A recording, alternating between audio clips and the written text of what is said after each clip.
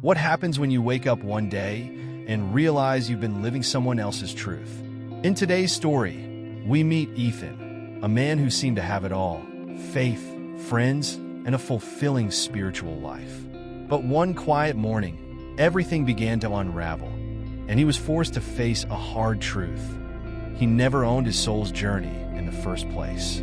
This is a story about breaking free from the invisible chains of expectation, reclaiming spiritual sovereignty, and learning to walk a path only he could define. The journey to sovereignty.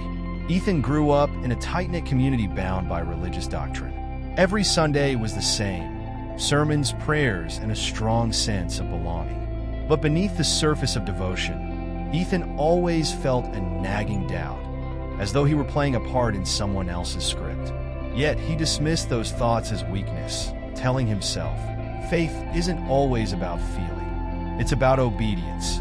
Years went by, and Ethan's life followed the predictable rhythm: school, job, marriage, and active involvement in his faith community. He was praised as an example of righteous living, and everyone said he was lucky to have found his purpose.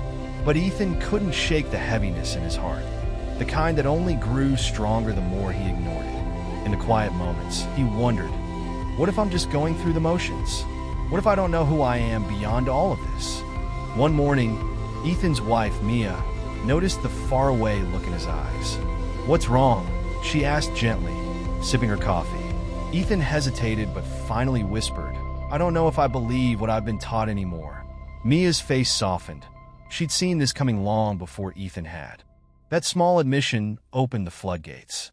Ethan began questioning everything: his rituals, his role in the community, and whether the life he had built was truly his or simply inherited. It wasn't an easy process.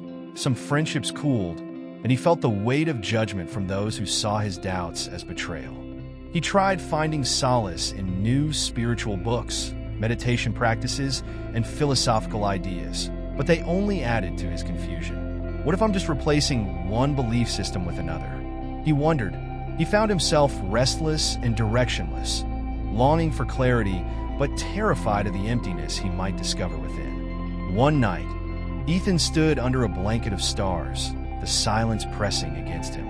Desperate, he whispered a prayer, not to any deity, but to the universe itself.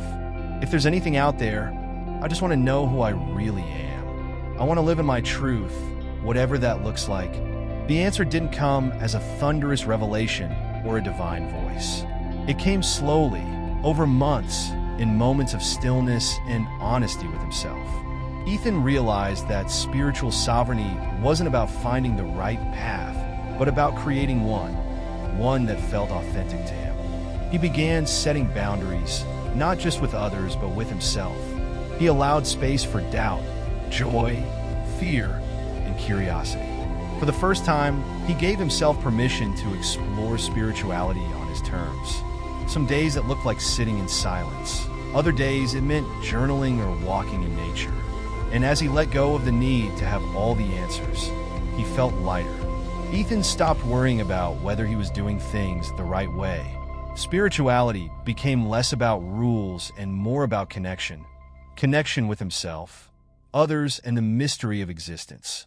He realized that true sovereignty wasn't about rejecting his past, but integrating it without letting it define him. Eventually, Ethan found his rhythm, a way of living that felt both sacred and free. He still didn't have all the answers, but for the first time, that didn't bother him. The beauty of his journey was that it was his alone, and that was more than enough. Reflection and call to action. Ethan's story teaches us that spiritual sovereignty isn't something you're given, it's something you claim. It's not about rejecting traditions or finding a new set of rules to follow. It's about learning to trust yourself, embracing uncertainty, and discovering what feels true in your heart. If this story resonates with you, take a moment today to reflect. Are you living your truth or someone else's? What step can you take to reclaim your spiritual path?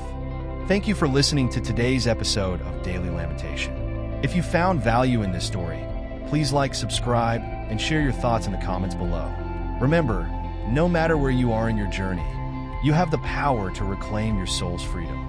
Until next time, stay true to yourself and keep lamenting with hope.